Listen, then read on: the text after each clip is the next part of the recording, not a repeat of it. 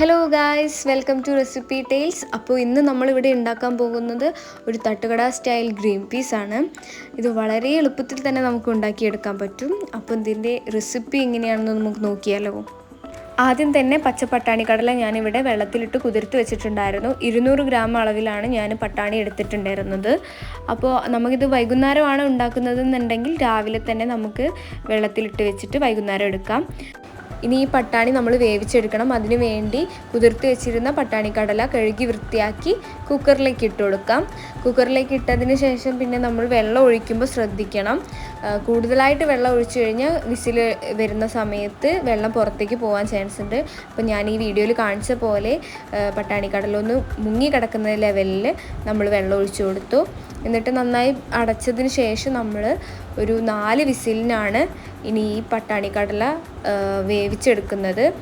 4 വിസിലിന് ശേഷം കുക്കറിൽ ആവിയൊക്കെ പോക്കിയിട്ട് പട്ടാണി വെന്തോ എന്നുള്ളത് നോക്കാം. വെന്തില്ല എന്നാണെന്നുണ്ടെങ്കിൽ നമുക്ക് ഈ വിസിലിൻ്റെ എണ്ണം കൂട്ടാവുന്നതാണ് കേട്ടോ. പട്ടാണി വെന്തോ നോക്കാൻ വേണ്ടിയിട്ട് പെട്ടെന്ന് കുക്കറിൻ്റെ മൂടിയൊന്നും തുറക്കരുത്. ഉള്ളിലുള്ള ആ ഒരു പ്രഷർ ഉണ്ടാവും. അപ്പോൾ നമ്മളതിൻ്റെ ഉള്ളിലുള്ള ആവിയൊക്കെ കളഞ്ഞിട്ട് ഇതേപോലെ ഒരു കയ്യിൽ വെച്ച് വിസിലൊന്ന് പൊക്കി കൊടുത്ത് അതിൻ്റെ ഉള്ളിലുള്ള ആവിയൊക്കെ കളഞ്ഞതിന് ശേഷം നമ്മൾ ഈ ഒരു കുക്കറിൻ്റെ മൂടി തുറന്ന് നോക്കാം. ഇതൊക്കെ എല്ലാവർക്കും അറിയുന്നൊരു കാര്യമായിരിക്കും, എന്നാലും നമ്മൾ ശ്രദ്ധിക്കണം. അപ്പോൾ ഈ ഒരു വേവിനാണ് കേട്ടോ ഞാനിവിടെ പട്ടാണി എടുത്തിട്ടുള്ളത്. നമ്മൾക്ക് നമ്മുടെ ഒരു വേവിൻ്റെ പാകം എങ്ങനെയാണോ അതിനനുസരിച്ചിട്ട് നമുക്ക് എടുക്കാവുന്നതാണ്. ഞാനിവിടെ ഈ ഒരു വേവിനാണ് ഇത് എടുത്തിട്ടുള്ളത്. ഇനി മസാലയ്ക്ക് വേണ്ടിയിട്ട് വലിയുള്ളി, തക്കാളി, പച്ചമുളക്, മല്ലിയില, കറിവേപ്പില ഇവയെല്ലാം ചെറിയ ചെറിയ കഷ്ണങ്ങളാക്കിയിട്ട് അരിഞ്ഞു വെച്ചിട്ടുള്ളത്.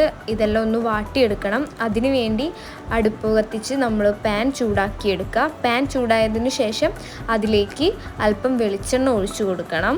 വെളിച്ചെണ്ണ ഒഴിച്ചു കൊടുത്ത് അതൊന്ന് ചൂടായി വരണം. ചൂടായി വരുന്നതിന് ശേഷം ഇതിലേക്ക് നേരത്തെ അരിഞ്ഞു വെച്ചിട്ടുള്ള ഉള്ളി നമുക്ക് ചേർത്ത് കൊടുക്കാം. എന്നിട്ട് ഇതൊന്ന് നന്നായി വഴറ്റിയെടുക്കണം. പെട്ടെന്ന് വഴറ്റി കിട്ടാൻ വേണ്ടിയിട്ട് നമ്മൾ അതിലേക്ക് അല്പം ഉപ്പ് ചേർത്ത് കൊടുക്കുന്നുണ്ട്. എന്നിട്ട് നമ്മൾ നന്നായി ഈ ഉള്ളി ഒന്ന് ചെറിയൊരു ഗോൾഡൻ കളർ ആവുന്ന രീതിയിലേക്കൊന്ന് വഴറ്റിയെടുക്കാം. നന്നായി ഈ ഉള്ളി ഒന്ന് വഴറ്റി വന്നതിന് ശേഷം നമ്മൾ അതിലേക്ക് പച്ചമുളക് ചേർത്ത് കൊടുക്കുക.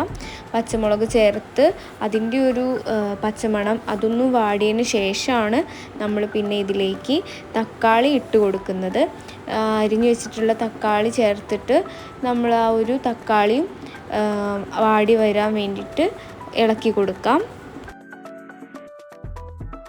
തക്കാളി വാടി വന്നതിന് ശേഷം നമ്മൾ അതിലേക്ക് മഞ്ഞൾപ്പൊടി ചേർത്ത് കൊടുക്കുന്നുണ്ട്. 1/2 ടീസ്പൂണാണ് ചേർത്ത് കൊടുക്കുന്നത്. അതേപോലെ തന്നെ നമ്മൾ മുളക് പൊടിയും ചേർത്ത് കൊടുക്കുന്നുണ്ട്.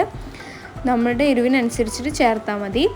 അതേപോലെ നമ്മളിതിലേക്ക് അല്പം മല്ലിപ്പൊടി 1/2 ടീസ്പൂൺ അതേ അളവിൽ തന്നെ നമ്മൾ മല്ലിപ്പൊടിയും ചേർത്ത് കൊടുക്കുന്നുണ്ട്. എല്ലതും ഒന്ന് നന്നായി മൂപ്പിച്ചെടുക്കണം.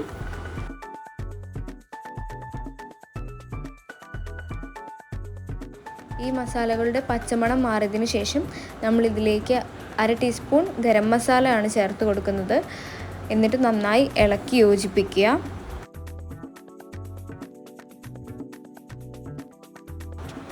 ഇനി ഇതിലേക്ക് 1/2 ടീസ്പൂൺ അളവിൽ തന്നെ കുരുമുളക് പൊടിയും ഞാൻ ചേർത്ത് കൊടുക്കുന്നുണ്ട്. നമ്മളുടെ എരിവിനനുസരിച്ചിട്ട് നമുക്ക് ഓരോ സാധനങ്ങളും കൂട്ടാവുന്നതാണ് കേട്ടോ.